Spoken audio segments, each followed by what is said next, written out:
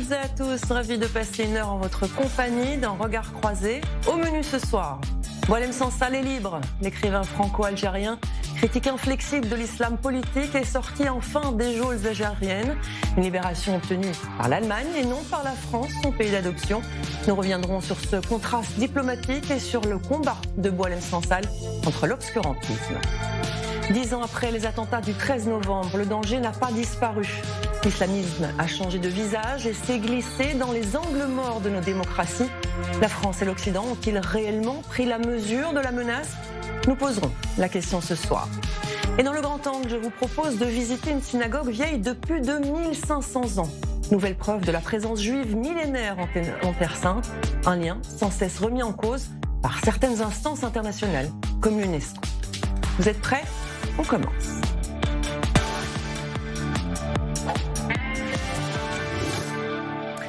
Avant de développer ces sujets, je vous propose de revenir, comme chaque semaine, sur les autres événements qui ont marqué la semaine écoulée, résumés en images.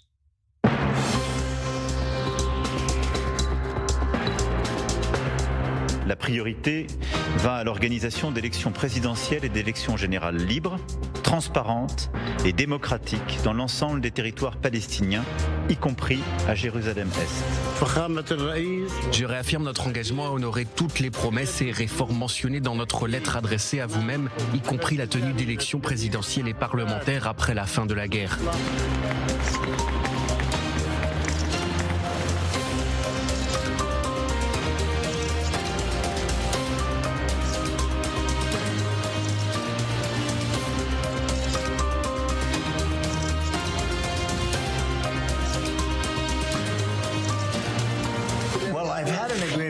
J'ai conclu un accord avec lui. C'est un leader très fort. Il vient d'un milieu très difficile et c'est un dur à cuire. Je l'aime bien. Et nous ferons tout notre possible pour que la Syrie réussisse. Nous avons parlé des opportunités d'investissement futur en Syrie afin que ce pays ne soit plus considéré comme une menace pour la sécurité, mais comme un allié géopolitique.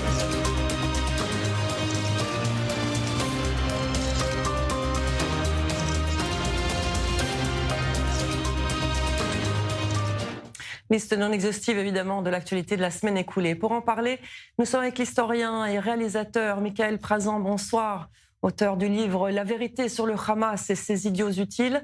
Avec nous également le politologue Arnaud Benedetti, fondateur du comité de soutien à Boualem Sansal et directeur de la Nouvelle Revue Politique. Bonsoir à vous aussi.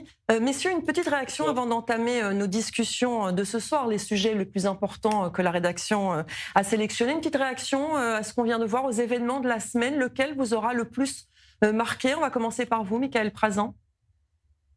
Sans doute la rencontre entre Donald Trump et le nouveau leader syrien. C'est tout aussi mystérieux et en même temps, on a envie d'y croire et on a quand même un peu de mal, vu son passif et les massacres récents qui ont émaillé la chute de Bachar el-Assad. Arnaud Benedetti, votre actualité de la semaine qui vous a le plus marqué, touché, interpellé ? Parmi les images et les faits que vous avez rappelés, cette rencontre entre Trump, en effet, et le nouveau dirigeant syrien qui pose quand même un certain nombre de questions. On est dans un moment de basculement, on le voit bien, et où les lignes se brouillent et où la lisibilité, j'allais dire, de la géopolitique devient de plus en plus complexe. Difficile d'y voir clair, effectivement. Allez, il est temps, messieurs, de décrypter l'image de la semaine.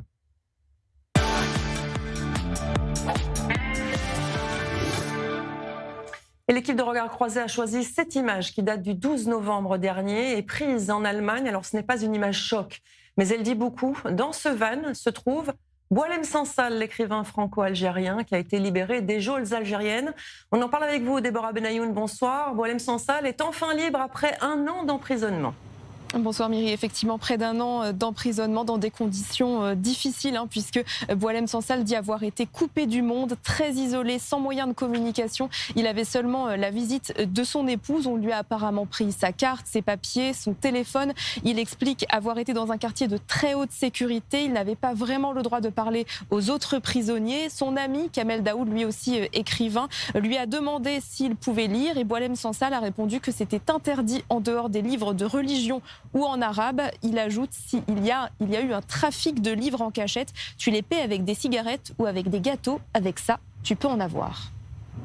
Effectivement. Merci beaucoup, Déborah Benayoun. Arnaud Benedetti, quelles sont les dernières nouvelles que vous avez de Boualem Sansal? Rappelons que vous avez fondé le comité de soutien à l'écrivain franco-algérien. Alors vous savez que notre présidente Noël Lenoir a pu parler à Boualem Sansal jeudi dernier. D'abord, premier point important, c'est assez réconfortant concernant sa santé. Il semblerait que les examens médicaux qui ont été pratiqués donnent des résultats plutôt satisfaisants, donc ça c'est un point positif. Tel que Noël Lenoir a pu s'entretenir avec lui, il garde, si vous voulez, cet esprit toujours très combatif et à la fois très caustique qui le caractérise, que tous ceux qui le connaissent apprécient particulièrement. Aujourd'hui, Boualem Sansal a été transféré dans l'après-midi ou en fin de matinée à la résidence de l'ambassadeur de France à Berlin. On sait qu'il a très hâte de rejoindre la France, un pays dans lequel il souhaitait s'installer avant qu'il se fasse arrêter en Algérie ce 16 novembre funeste. Maintenant, nous sommes dans l'attente, j'allais dire impatiente, de son retour en France, que l'on souhaite le plus rapide possible, pour qu'on puisse à la fois le voir, avoir le bonheur de le retrouver et surtout que l'on puisse entendre sa parole, qui est une parole qui a toujours été forte, mais qui sera encore plus forte après cette année de captivité. Effectivement. Mickaël Prazan, que nous dit cette libération de Boualem Sansal après près d'un an d'emprisonnement, notamment sur les relations entre la France et l'Algérie? Ce n'est pas la France qui a réussi à faire libérer Boualem Sansal. Bon, d'abord, je voulais quand même remercier Arnaud Benedetti et Noël Lenoir qui ont magnifiquement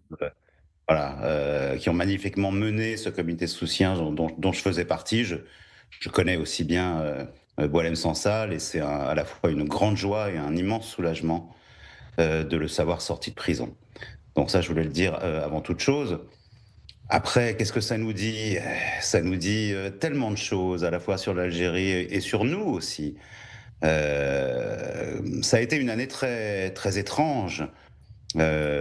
Il y a eu ce comité de soutien qui a été sublime, qui n'a rien lâché au cours de tous ces mois, qui a sans cesse lancé la volonté, sa volonté d'exister déjà. Et ça, c'était pas facile parce que il y a eu assez peu de soutien.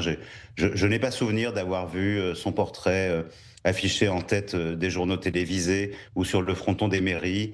Et c'est vrai qu'à chaque fois qu'on faisait quelque chose, qu'on voulait faire savoir, on avait des mots en sous-main qui nous disaient « Attendez, on y travaille, il ne faut pas faire de remous, etc. » Et c'est vrai que c'était extrêmement perturbant. Ça dit évidemment beaucoup de choses aussi sur la relation entre la France et l'Algérie, sur la nature du régime algérien, qui est quand même capable de retenir en otage des écrivains, des penseurs, des libres penseurs, parce que la pensée ne va pas sans la liberté, et ça dit au moins ça aussi de ce que c'est que ce régime issu du FLN.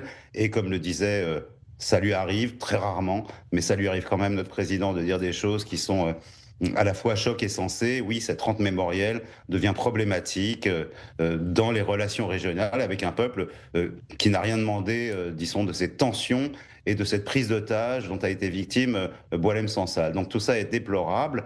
Maintenant, quant à savoir si c'est effectivement la France, il y a eu l'épisode Retailleau, etc., etc. Et je sais d'ailleurs qu'il était de très bonne foi et qu'il était très volontaire pour faire libérer Boualem Sansal. J'ai eu l'occasion d'en discuter avec lui.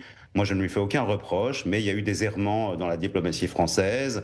C'est évident. Maintenant, qu'elle n'ait rien à voir avec la libération, j'en suis pas convaincu. Moi, j'ai pas toutes les données, je ne veux pas prendre la parole trop longtemps non plus, toutes les données du problème, mais enfin, il n'est pas non plus impossible, si vous voulez, que l'Algérie, par des intermédiaires, ait pu faire savoir à la France que, je crois qu'il voulait s'en débarrasser en fait de Boualem Sansal, mais il ne pouvait pas répondre à une demande directe, à une requête émanant de la France, donc il a fallu trouver un intermédiaire. Et je pense que la France était quand même dans les coulisses de A à Z, même si c'est évidemment un grand merci à l'Allemagne que d'avoir émis cette requête et obtenu sa libération. Avant de vous redonner la parole, Arnaud Benedetti, je voudrais revenir vers Déborah Benayoun parce que vous avez recherché les réactions en Algérie à cette libération de Boualem Sansal. Effectivement, Myri, et on sent qu'il y a tout de même une certaine amertume chez beaucoup d'Algériens, notamment chez les intellectuels qui voient d'une certaine façon un contraste saisissant entre la libération de Boualem Sansal grâce donc à la médiation allemande et d'autres détenus d'opinion, c'est comme ça qu'ils les appellent, et qui sont eux toujours en prison. On parle notamment du poète Mohamed Tadjadid qui a justement été condamné à 5 ans de prison mardi, donc à la veille de la libération de Boualem Sansal. Pour certains opposants, cette grâce qui a été donc accordée à Boualem Sansal devrait s'étendre à tous les Algériens qui sont détenus pour des motifs qui sont considérés comme moins graves. Alors difficile de savoir à quoi exactement ils font référence. Sinon, en tout cas, selon eux, cela revient à donner l'impression que cette clémence présidentielle algérienne, eh bien, elle dépendrait tout simplement de pression étrangère, comme ça avait été le cas avec Boualem Sansal. Alors peut-être un mot aussi en ce qui concerne la relation privilégiée entre le président allemand et le président algérien, puisque c'est une relation personnelle qui a été construite depuis plusieurs années, d'autant qu'Abdelmajid Tebboune est soigné en Allemagne régulièrement depuis 2020. Certains observateurs en Algérie ont même été jusqu'à estimer que Berlin aurait exercé une pression implicite sur le chef de l'État algérien pour obtenir la libération de Boualem Sansal. Merci Déborah Benayoun. Arnaud Benedetti, on le voit en Algérie, les avis sont plutôt partagés sur cette libération. Rappelons aussi qu'il reste un journaliste français, toujours dans les geôles algériennes, Christophe Glaise. Est-ce que cette libération de Boualem Sansal pourrait ouvrir la porte, excusez-moi le jeu de mots, à d'autres libérations ? Ce qui est sûr, c'est que, si vous voulez, l'Algérie est assez isolée sur la scène internationale. Et je crois que c'est ce qui a pesé dans le fait qu'ils ont voulu, d'une certaine manière, se débarrasser et en finir avec ce dossier Boualem Sansal. À partir du moment où ils ont connu quand même une défaite au Conseil de sécurité de l'ONU il y a quelques jours sur la question du Sahara occidental, où il faut le rappeler, ils n'ont même pas été soutenus par la Chine et la Russie sur ce dossier, qu'ils ont le problème quand même de la pression djihadiste au Mali qui inévitablement les inquiète et les préoccupe forcément. Il fallait trouver peut-être le moyen de commencer à sortir de cet isolement dans lequel ils se sont mis eux-mêmes. Et finalement, le dossier Boualem Sansal était un moyen de renouer avec la France, tout en ne montrant pas facialement que l'on rendait Boualem Sansal à la France. L'Allemagne, nous, depuis très longtemps, vous savez, on considérait que, étant donné de ce qu'est la relation franco-algérienne, à partir du moment où la France ne décidait pas, contrairement à ce que j'ai entendu, de mener un véritable rapport de force avec l'Algérie, même si l'ancien ministre de l'Intérieur, Bruno Retailleau, plaidait pour cette solution, et il n'a pas eu les moyens politiques de pouvoir la mettre, il n'y avait qu'une autre solution. La solution pour aller très vite, c'était de trouver une médiation internationale. Cette médiation internationale, il y avait différents pays en Europe qui pouvaient l'exercer. Il y avait entre autres l'Italie, dont on sait que les relations avec l'Algérie sont bonnes, mais il y avait aussi l'Allemagne. Et il y avait deux facteurs qui plaidaient en faveur de l'Allemagne. Le premier facteur, d'abord, c'est que beaucoup aujourd'hui de dirigeants algériens se font soigner en Allemagne, ce qui n'est pas négligeable, il faut le dire, dont le président Tebboune en particulier. Puis le fait que sur le plan, j'allais dire, culturel, littéraire, Boualem Sansal dispose d'un rayonnement certain dans les milieux littéraires et milieux intellectuels allemands. Je rappelle qu'il a obtenu le prix le plus important, le Grand Prix de la paix des libraires, qui est le prix littéraire le plus important en Allemagne. Donc il jouit, si vous voulez, d'une réputation qui peut-être a aussi fait en sorte que les autorités allemandes ont joué ce rôle. En tout cas, ce qui est sûr, c'est que la médiation allemande a été décisive. c'est clair. Boualem Sansal atterrit à Berlin, il n'a pas atterri à Paris. Il est évident que ça s'est fait avec les Français quand même, mais ce sont les Allemands qui ont été le maillon essentiel dans cette heureuse issue. En tout cas, soulagement pour le retour attendu en France. D'ailleurs, il est en Allemagne, mais en France, dans les prochains jours de Boualem Sansal. Messieurs, je vous propose de passer au deuxième sujet que l'équipe de Regard Croisé a décidé de décrypter. C'est le 10e anniversaire des attentats du 13 novembre. La France a commémoré ses morts, 132 en tout, toute la semaine dernière. Mais a-t-elle appris les leçons de ce massacre? C'est ce que nous allons tenter de comprendre avec l'œil du journaliste.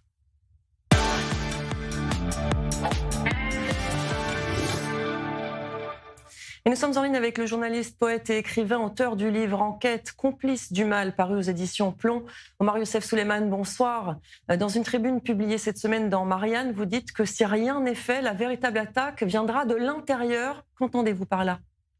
Bien sûr, parce que vous voyez, ces dernières années, heureusement que Daesh et d'autres mouvements islamistes terroristes au Moyen-Orient, y compris les frères musulmans, ont été massivement affaiblis grâce à l'Union internationale de la force. Et aussi, vous voyez, dans plusieurs pays arabes, y compris en Arabie Saoudite, les frères musulmans sont considérés comme terroristes aujourd'hui, aussi en Égypte. Vous voyez. Donc, il y a cette attente, ou disons, cet affaiblissement sur les frères musulmans. Or, ici en Europe, les frères musulmans et d'autres mouvements islamistes sont extrêmement actifs. Par exemple, en France, ce que j'aborde dans ce livre que vous avez abordé, Les complices du mal, les frères musulmans, aujourd'hui, ils ne sont pas présents en tant qu'un parti politique, mais ils sont infiltrés à travers deux aspects. Le premier, dans la société française, chez les jeunes, en abordant un discours victimaire, culpabilisant les jeunes au nom de colonialisme, pour changer les normes sociales en France. Et d'un autre côté, ils ont une collaboration, disons, avec la France insoumise, où aujourd'hui certains députés et élus de la France insoumise sont pas seulement d'accord avec des idées de la France insoumise, mais ils collaborent avec eux sur des projets, vous voyez. Et je trouve que c'est extrêmement grave. C'est la raison pour laquelle je considère aujourd'hui le plus grand menace pour la France vient de l'intérieur et pas de l'extérieur. Et ce que vous dénoncez donc, c'est l'influence grandissante de cet islam politique qui représente un danger pour la démocratie. Mais est-ce qu'on risque réellement de nouvelles vagues d'attentats et de violences? Justement. D'ailleurs, là, il y a à l'autre. Par exemple, quand il y a un affrontement social, il y a une intensité entre les communautés religieuses, surtout entre les musulmans en France et les juifs en France, ce qui se passe aujourd'hui et surtout depuis le 7 octobre, malheureusement, à cause de ce discours séparatiste radical, abordé par certaines associations comme Urgence Palestine et des députés et des élus de la France insoumise. Et comme je viens de dire, qu'ils collaborent ensemble, comme par exemple quand on voit le garde du corps de Rima Hassan est aussi un militant dans Urgence Palestine. Donc tout ceci emmènera à l'avenir, c'est déjà le cas d'ailleurs, aux actes violents. Regardez par exemple le chiffre des actes antisémites. Depuis le 7 octobre, ils ont été doublés plus qu'au, je ne sais pas combien de fois, mais c'est énormément de fois. Même, ils ont dépassé en 2024, c'était énorme. Ils ont dépassé, je pense, ils étaient doublés 4 fois. À me souvenir, par rapport à 2024, si je ne me trompe pas.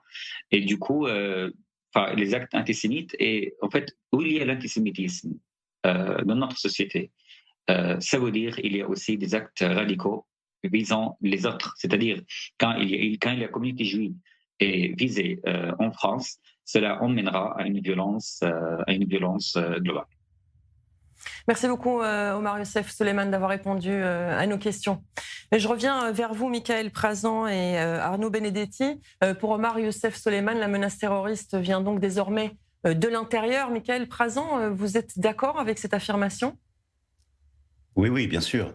Et l'actualité nous le prouve chaque jour. Il y a plusieurs raisons. Déjà, les attaques projetées comme celles qu'on a connues le 13 novembre il y a 10 ans, elles ne sont plus possibles parce que le Cham, c'est-à-dire la Syrie, l'État islamique en Syrie a disparu, en tout cas peut-être provisoirement, mais où la menace se déplace. Mais il y a en France un terreau considérable désormais.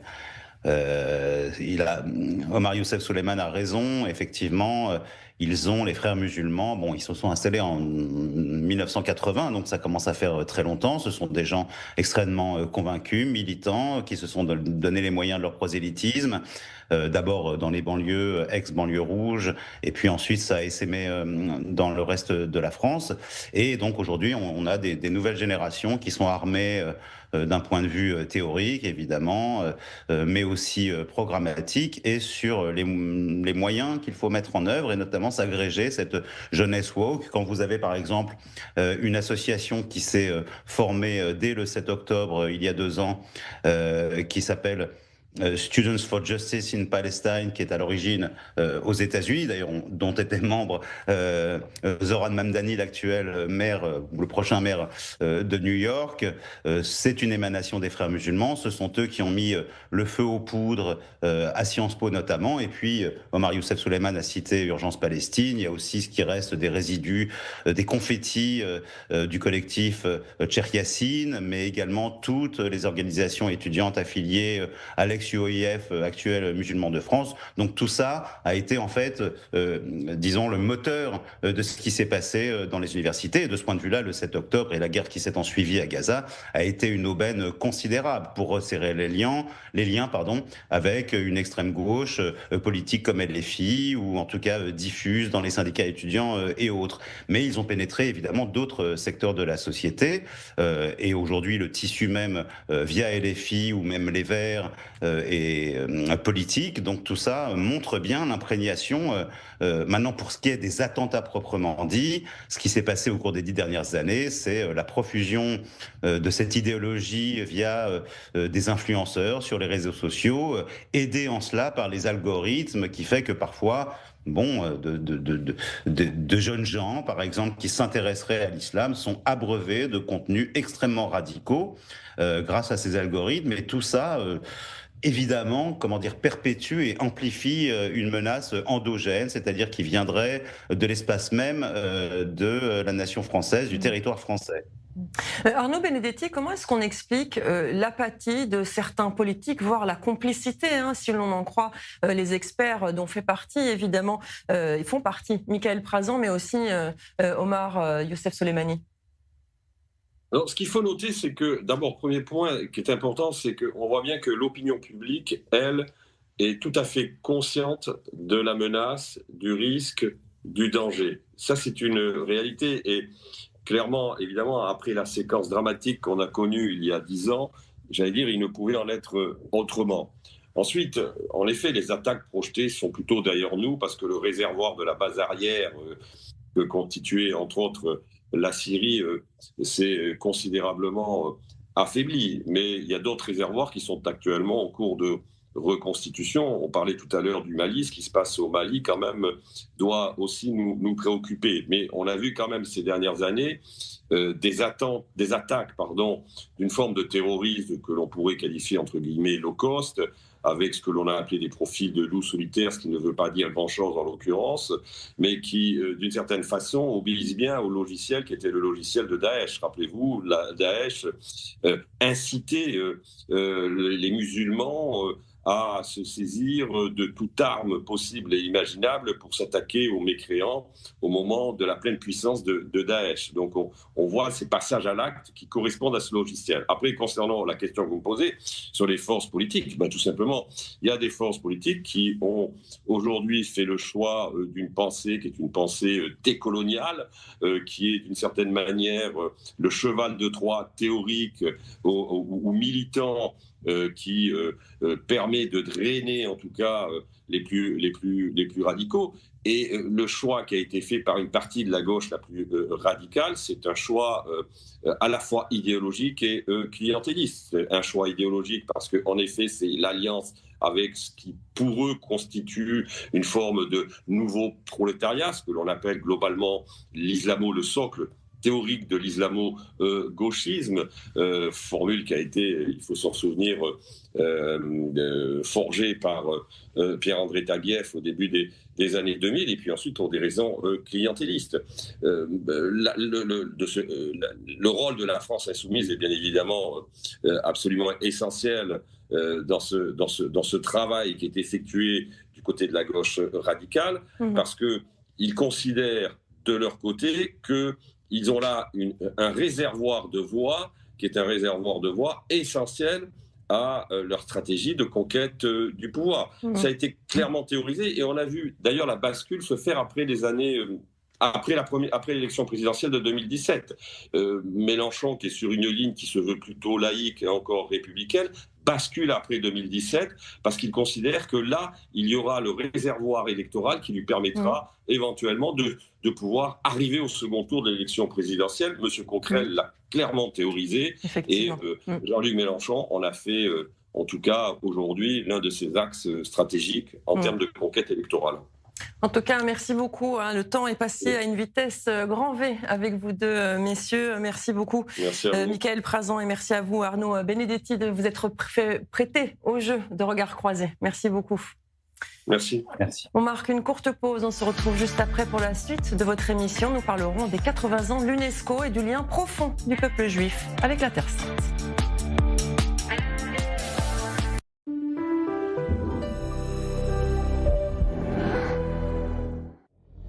Israël est en guerre. En choisissant de souscrire à des Israel Bonds, vous investissez directement dans l'État d'Israël. Les Israel Bonds sont des obligations émises par l'État d'Israël. Soutenez, maintenant.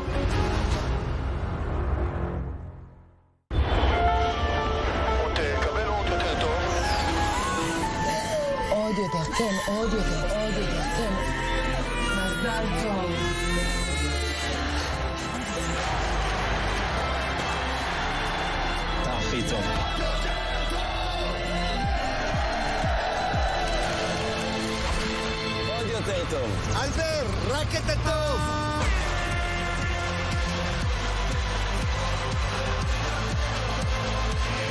ועוד עמותה ניצחת לחברת ההייטק הישראלית.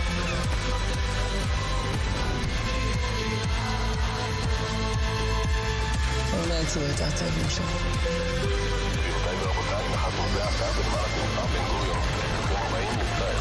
Israël est fort et en pleine croissance. Maintenant, plus que jamais, c'est le moment de faire son alia.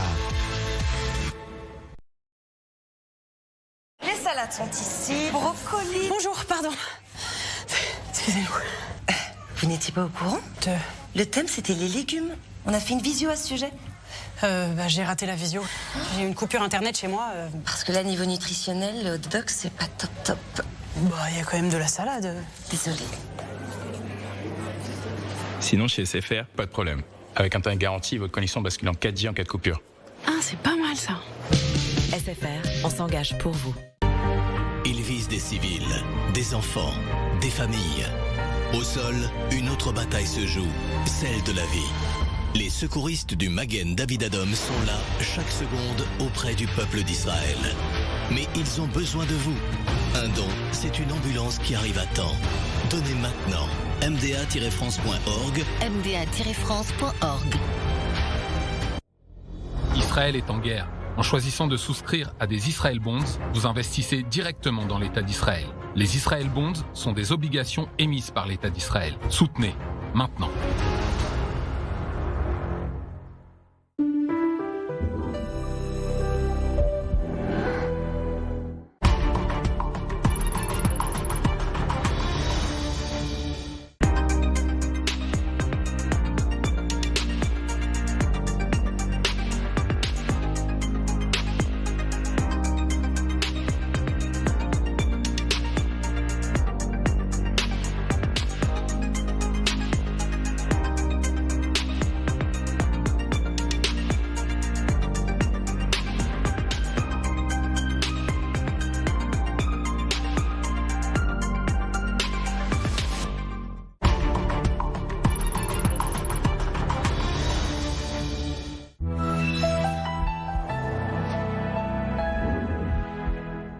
Jourdain à la mer, un État juif, un État arabe ou les deux? Ça se débat.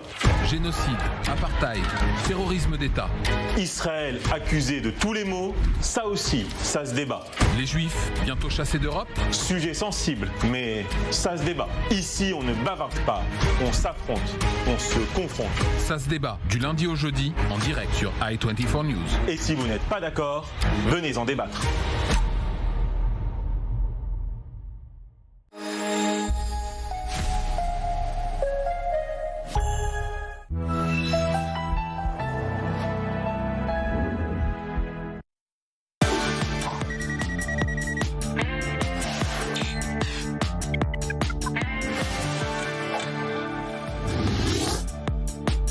Bonsoir à ceux qui nous rejoignent, merci à ceux qui sont restés. Dans cette seconde partie de Regard croisé, je vous propose de jouer un peu les Indiana Jones.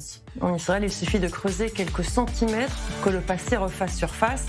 Mosaïques, pièces de monnaie, menorah, inscriptions hébraïques. Chaque découverte vient éclairer un chapitre de l'histoire du pays, en particulier du peuple juif, ici, en Terre Sainte. En tout, 130 synagogues antiques ont été découvertes en Israël. Je vous propose de partir à la découverte de l'une d'entre elles. Elle a plus de 1500 ans et se situe dans le nord d'Israël, à la frontière avec la Syrie. C'est le grand angle de cette semaine. Nous sommes sur le Golan. Et dans le Golan, il y a très peu de temps, on a découvert une présence juive d'il y a plus de 1500 ans, des preuves de cette présence juive. On va tout de suite en parler avec le docteur Michael Osban. Avec mon collègue Chaim Ben David, nous archivions les objets de ces maisons syriennes abandonnées dans les années 20. Ici à Yehudia, on a découvert qu'il y avait beaucoup d'artefacts secondaires, c'est-à-dire que les habitants de l'époque ont pris des pierres qui étaient dans la zone et qui appartenaient à la synagogue, mais ils ne le savaient pas. Ils les ont utilisées pour construire leur maison.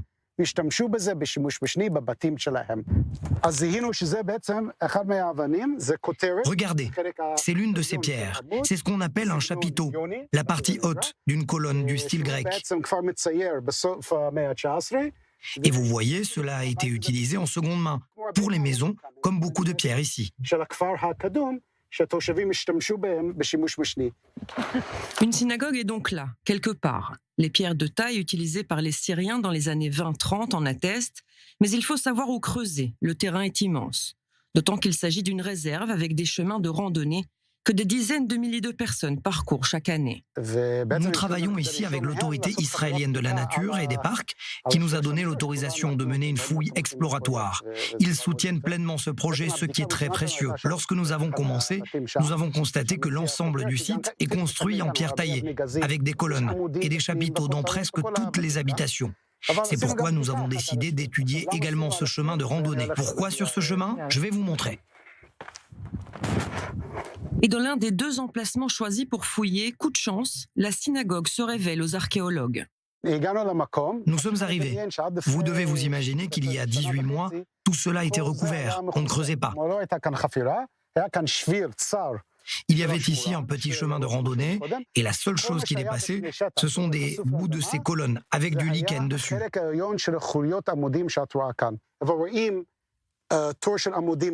On pense qu'il doit y avoir encore des colonnes de ce côté-ci, en parallèle à ces trois-là. C'est comme ça qu'étaient construites les synagogues à l'époque, avec des bancs autour et une entrée tournée vers Jérusalem. C'est cette entrée que cherchent les archéologues et le mur d'enceinte, preuve qu'il s'agit bien d'une synagogue. On va rentrer dans le site maintenant. Face à une vue imprenable sur le Golan, l'entrée de la synagogue se dévoile. Ici, derrière moi, il y a le mur méridional. C'était une surprise. Nous avons suivi les indices comme les colonnes jusqu'au mur. Dans les synagogues antiques, dans le nord du pays, l'entrée et l'arche sainte étaient tournées vers Jérusalem. Les Juifs savent que lorsqu'ils entrent dans une synagogue, l'arche sainte se trouve en direction de Jérusalem. On a trouvé 3 entrées. Là, c'est la principale. La maison syrienne est construite au-dessus de l'une de ces entrées. Et il y en a une autre là-bas. 3 entrées tournées vers Jérusalem. Il faut bien comprendre que le site était recouvert, que seule la maison du temps syrien des années 1920-1930 apparaissait de terre et qu'ensuite, en fouillant, les archéologues ont trouvé le mur de la synagogue. Plus les archéologues avancent, plus la synagogue millénaire livre ses secrets, et ceux de cette communauté juive qui vivait sur les hauteurs du Golan il y a 1500 ans. Cette fleur de rosette, par exemple, on la retrouve souvent dans l'art juif antique. Ce qui a aussi été mis au jour ici, c'est un autre élément, un très beau linteau qui appartenait à l'entrée du bâtiment. On pense qu'il y avait ici une inscription, comme c'est parfois le cas, mais cela a dû s'effacer. La synagogue est donc là, mais les pierres n'ont pas fini de parler, et certains secrets restent difficiles à percer. Regardez ici, cela doit être le haut de cette colonne là-bas, qui a dû tomber. Regardez, là en bas, que voyez-vous? Ok. Des yeux, des nuages peut-être? Oui, c'est comme deux yeux, deux têtes, l'une en face de l'autre. Nous n'avons aucune idée de ce dont il s'agit. C'est un dessin artistique, peut-être des poissons. Ce qui caractérise l'art juif, c'est qu'il ne respecte pas tout à fait le style classique. Les artistes étaient plus libres. C'est ce qu'on appelle l'architecture juive. Ici, on ne sait pas ce que c'est. Peut-être que cela a une signification locale qui appartenait au village. Il y a donc des décorations que l'on ne comprend pas forcément, mais elles avaient certainement une signification. Sur ce site, on a l'impression de toucher l'histoire, un sentiment que partage le docteur Dror Ben Yosef. L'archéologue rappelle qu'une synagogue était il y a plus de 1500 ans, plus qu'un lieu de prière. La synagogue avait un rôle éducatif, c'est-à-dire que c'était une école, un moteur pour l'éducation hébraïque à l'époque de la Mishnah et du Talmud. En fait, chaque juif a cessé d'être analphabète comme résultat de l'activité éducative des enfants et des adultes dans la synagogue. Ces synagogues-là ont offert une éducation aux juifs, ce qui a mené à une réussite économique et culturelle. Il y a 15 siècles, des juifs priaient ici, tournés vers Jérusalem. Aujourd'hui, leurs descendants travaillent sur les mêmes pierres, sur la même terre. Les pierres millénaires ne racontent pas seulement l'histoire du peuple juif. Elles la transmettent. Elles deviennent un véritable pont entre les générations du passé et celles du futur. Quand des archéologues terminent leur travail, nous invitons le public à visiter les lieux et même à y organiser des cérémonies. Il y a des mariages, des bar mitzvahs, des cérémonies qui ont un lien direct avec le judaïsme. Et c'est ça l'idée, de se faire rencontrer le passé, le présent et le futur. Des pierres qui disent tout, qui racontent l'histoire du peuple juif sur sa terre ancestrale, une histoire écrite ici, en Israël, et que la science fait parler encore aujourd'hui. Et notre invité ce soir est l'archéologue Gerald Finkelstein. Bonsoir, merci d'avoir accepté de répondre à nos questions. On vous retrouve dans nos studios à Paris, hasard des calendriers. Vous êtes à Paris et non pas en Israël. Une réaction d'abord à ce reportage, à la découverte de cette synagogue. Il y en a 30 qui ont été mises au jour dans le nord d'Israël. Oui, moi je suis tout à fait ravi parce que je n'ai pas visité ce site, mais c'est extraordinaire. Mais enfin, sur le Golan, il y a aussi une autre qui est vraiment extraordinaire, mais ce n'est pas le moment d'en parler. Mais elle a été remontée par un spécialiste et maintenant on peut la visiter. Et ça s'appelle El Kanatir et c'est superbe. Quand il y a ce genre de découverte qui finalement raconte l'histoire du peuple juif sur sa terre ancestrale, c'est quelque chose qui est à la fois évidemment scientifique, puisque vous creusez la terre, vous numérotez, etc. Mais c'est aussi quelque chose de très émotionnel finalement, d'affectif. Oui, enfin, oui, bien sûr. Enfin, nous on travaille, donc on fait notre travail, mais parfois on a des découvertes absolument fabuleuses. Et notamment, je vous donne le nom, mais après il faudra voir dans Wikipédia, mais les mosaïques de la synagogue de Chokuk. Près du lac de Tibériade. Enfin, je ne peux pas en parler maintenant, mais je pense que ça vaudrait la peine d'y consacrer un petit moment. Je vous promets de me rendre sur place quand je pourrai, pour peut-être faire encore un autre reportage. Gerald Finkelstein, est-ce qu'on peut parler d'une continuité culturelle et religieuse entre ces communautés antiques et le judaïsme d'aujourd'hui ? Oui, enfin, de toute façon, ce qui est intéressant en fait pour le Golan et la Galilée, c'est la relation avec, à partir du moment où il y a le christianisme, on pensait que bon, il y aurait une décadence, etc., mais pas du tout. Jusqu'au début du 7e siècle, des synagogues fonctionnent, on le sait par le matériel qu'on trouve, puisqu'il est utilisé, et autour de villages. Donc, c'est quelque chose d'assez intéressant. Et bien que l'hostilité va aller grandissante et à partir en fait de, figurez-vous cette année, 325, c'est le concile de Nicée où on entérine la prise en otage du christianisme par l'Empire romain et ça sera assez mauvais pour les Juifs. C'est-à-dire Enfin, on se doute bien. C'est-à-dire que, en fait, je peux vous le dire, oui, assez rapidement même.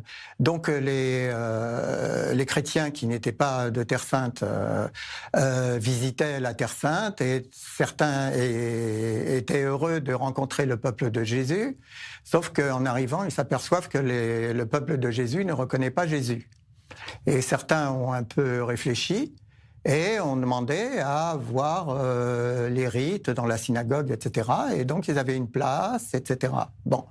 Sauf que c'était très mauvais pour les intentions de l'Empire romain, et à tel point qu'un personnage très important dans la chrétienté d'origine, qui s'appelait Jean Chrysostome, et faisait beaucoup d'homélies, c'est-à-dire des drachotes ou et il parlait donc dans les églises.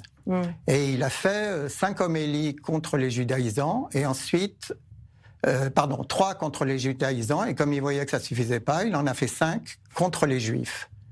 Et là, les poncifs les pires sont devenus officiels par sa bouche. Et donc voilà, mais les véritables problèmes vont mettre quand même beaucoup de temps parce que les Juifs avaient une place de toute façon dans l'Empire romain et ils continuent à avoir une place comme d'autres ethnies qu'il y avait dans l'Empire. Effectivement. Il nous a rejoint également l'enseignant en histoire juive, Eliaou Atlan, à qui je dis bonsoir également. Merci d'être avec nous. On parle de ces découvertes archéologiques. Selon vous, ces découvertes archéologiques ici en Israël, est-ce qu'elles confirment les sources historiques et religieuses sur la présence juive en terre d'Israël ? Regardez, comme vous l'avez précisé, je ne suis pas archéologue, je suis enseignant en histoire juive. Et ce soir-là, je viens de préparer un cours sur le retour de l'exil de Babylone. Vous vous rappelez les grandes lignes de cet épisode. L'empereur Cyrus autorise les Hébreux à retourner à Jérusalem, à reconstruire le temple. Et jusqu'à 1879, les Juifs et les lecteurs de la Bible étaient persuadés que c'était une action qui était uniquement orientée vers le peuple d'Israël. On se rappelle que les Perses ont été les héritiers de l'empire de Babel, de Babylone. Et en 1879, à Persépolis, je crois, on découvre ce qu'on va appeler le cylindre de Cyrus.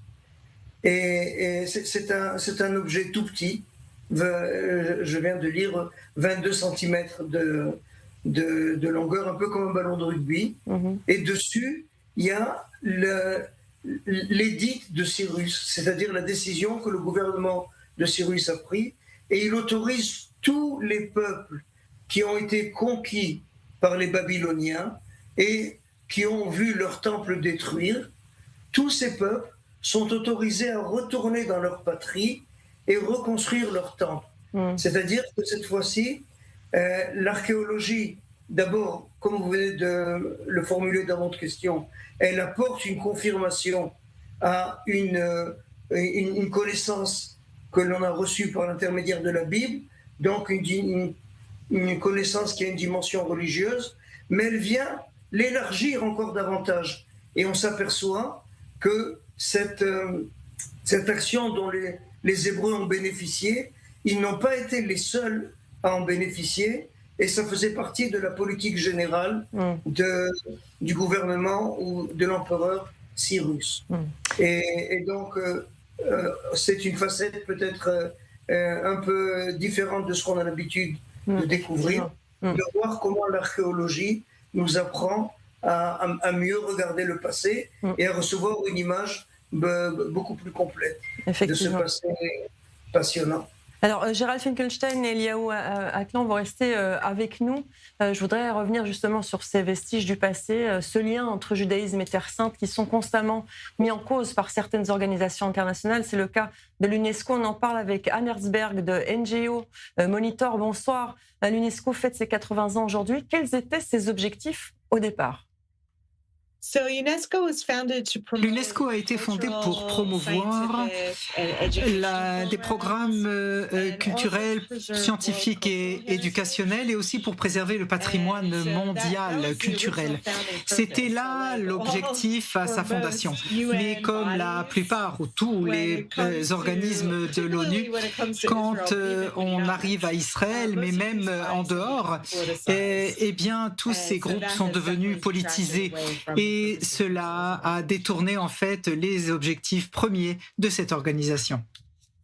Pourquoi l'UNESCO essaye de défaire ce lien historique entre judaïsme et Terre Sainte ? Oui, ça n'est pas un nouveau phénomène. En fait, dans les années 80, les États-Unis et le Royaume-Uni ont quitté l'UNESCO pendant un moment. Les États-Unis, ça fait plus de 15 ans, parce qu'ils sentaient que cet organisme devenait politisé, extrêmement pro-URSS pendant la guerre froide. Et puis, à mi-2000, les États-Unis sont revenus à l'UNESCO. Et ils sont à nouveau retirés avec Israël, et en 2019, Israël et les États-Unis se sont retirés à nouveau de l'UNESCO parce que l'organisme a commencé à faire passer des résolutions qui étaient essentiellement contre l'héritage juif et israélien, en particulier le mont du Temple ainsi que Hébron.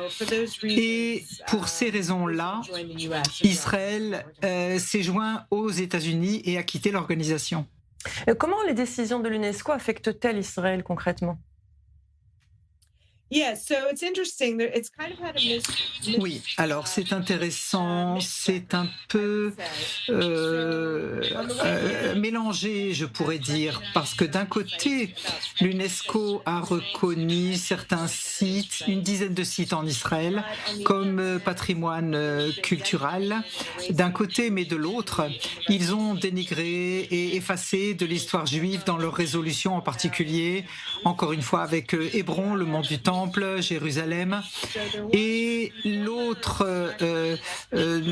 chose qui est mélangée, c'est l'ancienne secrétaire de l'UNESCO qui vient de sortir, et c'est un nouveau chef de l'UNESCO qui arrive, c'est une femme juive de France, Audrey Azoulay, et elle s'est jointe à l'organisation, et on espérait qu'elle pourrait être moins politisée, être plus consciente de ce que le judaïsme, respectant ainsi le judaïsme et la culture israélienne.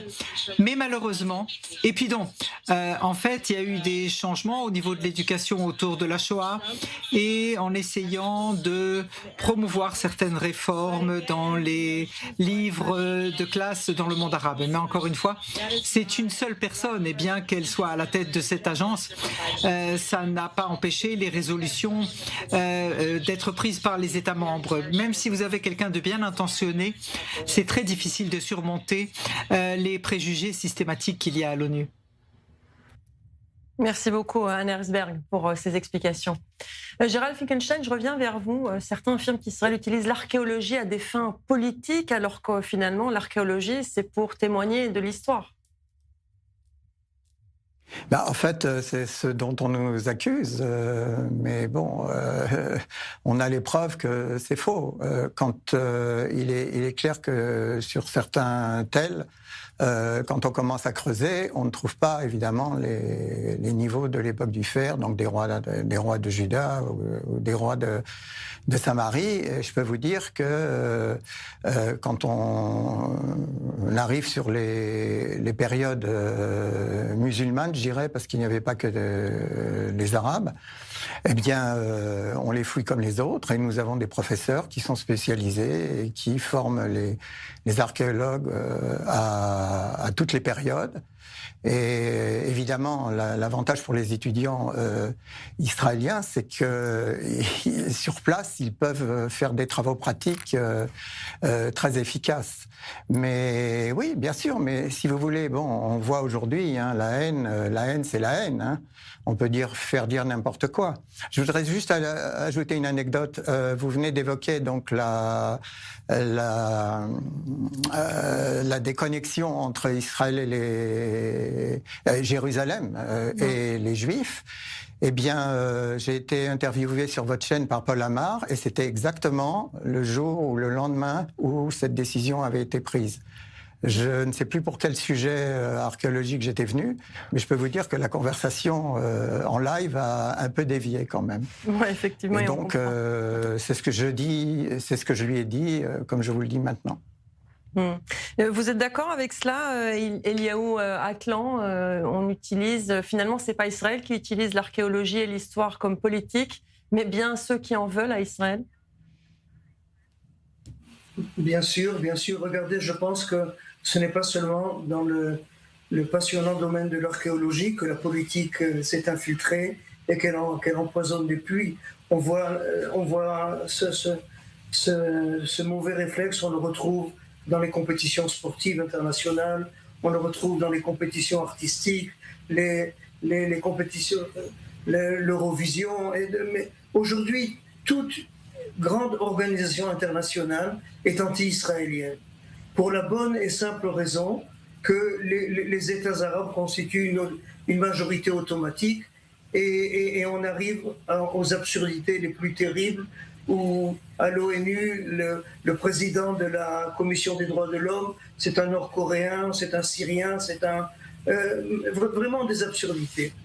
Et justement, l'UNESCO aujourd'hui, c'est l'Égypte qui préside et l'Iran en est membre, ce qui peut expliquer aussi ses positions. Messieurs, je voudrais passer rapidement à un autre sujet. Restez avec nous. Comment gérer le patrimoine d'un pays en guerre? Déborah Benayoun, vous nous avez rejoint dans le studio. La Syrie regorge de trésors archéologiques depuis des millénaires, mais la guerre civile a mis à rude épreuve ce patrimoine. Oui, alors on va commencer à parler de la Syrie, mais il y a d'autres pays qui sont concernés puisque le phénomène concerne de très nombreuses zones de conflit.